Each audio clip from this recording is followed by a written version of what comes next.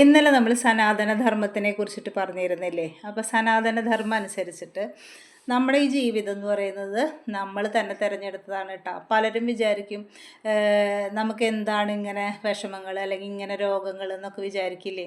അപ്പോൾ സനാതനധർമ്മത്തിൽ പറയണത് എന്താ വെച്ചാൽ ഈ ജീവിതം അത് നമ്മൾ തന്നെ പ്ലാൻ ചെയ്തിട്ട് വന്നിരിക്കുന്നതാണ്. അതായത് നമ്മുടെ പ്ലാനിങ് ആണ് നമ്മുടെ ജീവിതം. നമ്മുടെ മാതാപിതാക്കളെ നമ്മൾ തിരഞ്ഞെടുത്തതാണ്. അതുപോലെ നമ്മൾ ജീവിതത്തിൽ കാണുന്നവരെയൊക്കെ നമ്മൾ തന്നെ നമ്മളെ ദ്രോഹിക്കുന്നവരായാലും സന്തോഷിപ്പിക്കുന്നവരായാലും ഇതൊക്കെ നമ്മൾ തന്നെ പ്ലാൻ ചെയ്തതാണ്. അപ്പോൾ നമ്മുടെ നല്ല കർമ്മയ്ക്കനുസരിച്ച് നമ്മളെ സ്നേഹിക്കുന്നവരെയും സഹായിക്കുന്നവരെയും ഉണ്ടാവും. അതുപോലെ നമ്മുടെ ചീത്ത കർമ്മങ്ങൾക്കനുസരിച്ച് നമ്മളെ ദ്രോഹിക്കുന്നവരെയും നമ്മളെ ബുദ്ധിമുട്ടിക്കുന്നവരെയൊക്കെ നമ്മുടെ ജീവിതത്തിൽ കണ്ടുമുട്ടുന്നു കേട്ടോ. അപ്പോൾ അതുകൊണ്ട് തന്നെ ഇതിൻ്റെ ഒരു നല്ല വശം എന്താ വെച്ചാൽ നമ്മുടെ ജീവിതത്തിൽ ദുരിതങ്ങൾ വരുമ്പോഴും അപ്പോൾ നമുക്ക് സമാധാനിക്കാം. ഇത് നമ്മൾ പ്ലാൻ ചെയ്തതാണ്, നമ്മുടെ എന്തോ കർമ്മ ക്ലെൻസിങ്ങിന് വേണ്ടിയിട്ട് പ്ലാൻ ചെയ്തതാണെന്ന് നമുക്ക് സമാധാനിക്കാം. അപ്പോൾ എന്താ വെച്ചാൽ ഈ ജീവിതത്തിൽ വരുന്നതൊക്കെ നമ്മളാണ് കൊണ്ടുവന്നത് എന്നുള്ളത് അറിയുമ്പോൾ എന്താ വെച്ചാൽ നമുക്കൊരു മനസ്സമാധാനം ഉണ്ടാവും. ഇതൊക്കെ ഞാനാണ് കൊണ്ടുവന്ന, ഈശ്വരൻ എന്ന വ്യക്തി നമുക്ക് തരുന്നതൊന്നുമല്ല. ഇത് നമ്മളുടെ കർമ്മ, നമ്മുടെ പ്ലാനിങ് അനുസരിച്ചാണ് നമ്മൾ ഇവിടേക്ക് വന്നിരിക്കുന്നത്.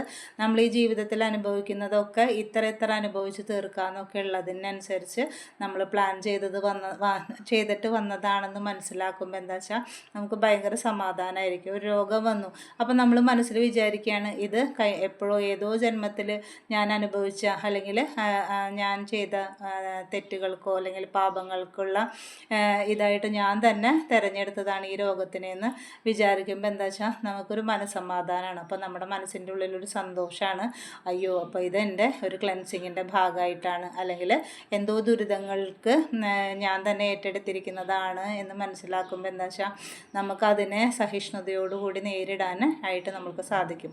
അപ്പോൾ നമ്മുടെ സനാതനധർമ്മത്തിൻ്റെ ഏറ്റവും വലിയ പ്രത്യേകത ഇതാണ്. ഈ ജീവിതത്തിൽ, നമ്മുടെ ജീവിതത്തിൽ നടക്കുന്നതൊക്കെ നമ്മൾ പ്ലാൻ ചെയ്തിട്ടുള്ളതാണ്.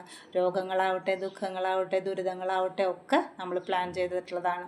ഈ ദുഃഖങ്ങളും ദുരിതങ്ങളൊക്കെ നമ്മൾ പ്ലാൻ ചെയ്തിട്ടുള്ളതാണ്. പക്ഷേ ഇത് വരുമ്പോൾ ഓരോന്നിലും നമുക്ക് ഓരോ കർമ്മത്തിൽ നിന്ന് നമുക്ക് ഓരോന്ന് പഠിക്കാനുണ്ടാവും. നമ്മളെപ്പോഴാണോ ചിലത് നമ്മൾ ക്ഷമ പഠിക്കാനുണ്ടാവും, ചിലത് നമ്മൾ സഹിഷ്ണുത പഠിക്കാനുണ്ടാവും, അങ്ങനെ ഓരോ പാഠങ്ങളായിരിക്കും നമുക്ക് പഠിക്കാനുണ്ടാവുക. നമ്മൾ ഓരോന്നിന്നും പഠിക്കാനുള്ള പാഠങ്ങൾ നമ്മൾ പഠിച്ചു കഴിഞ്ഞാൽ പിന്നെ ആ ദുരിതം നമ്മുടെ ഒപ്പം ഉണ്ടാവില്ല, അത് നമ്മളിൽ നിന്ന് വേർപെട്ട് പോവും. അതാണ് ഇത് നമ്മളെ പഠിപ്പിക്കുന്നത് കേട്ടോ. അപ്പോൾ നമ്മളുടെ ജീവിതത്തിൽ വരുന്ന ദുഃഖങ്ങളെയും ദുരിതങ്ങളെയൊക്കെ നമ്മൾ വളരെ സഹിഷ്ണുതയോടുകൂടി കണ്ട് എന്തൊക്കെയോ ക്ലെൻസിങ്ങിൻ്റെ ഭാഗമായിട്ടാണ് ഇത്, താങ്ക് യു പറയുക. അങ്ങനെ നമ്മൾ അത് മനസ്സിലാക്കി മുന്നോട്ട് നീങ്ങിക്കഴിഞ്ഞാൽ നമ്മുടെ ജീവിതത്തിൽ നിന്ന് അത് ഇല്ലായ്മ ചെയ്യും.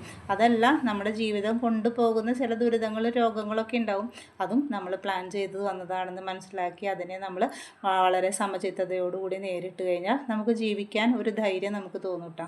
അല്ല, ഇത് വേറെ ഏതോ ഒരു ശക്തി നമുക്ക് തരുന്ന ബുദ്ധിമുട്ടുകളാണെന്ന് മനസ്സിലാക്കുമ്പോൾ നമുക്ക് ഒരു സമാധാനം ഉണ്ടാവില്ല. ഇത് നമ്മൾ തന്നെ കൊണ്ടുവന്നതാണെന്ന് മനസ്സിലാക്കുമ്പോൾ നമ്മളതിനെ സഹിഷ്ണുതയോടുകൂടി നേരിടും.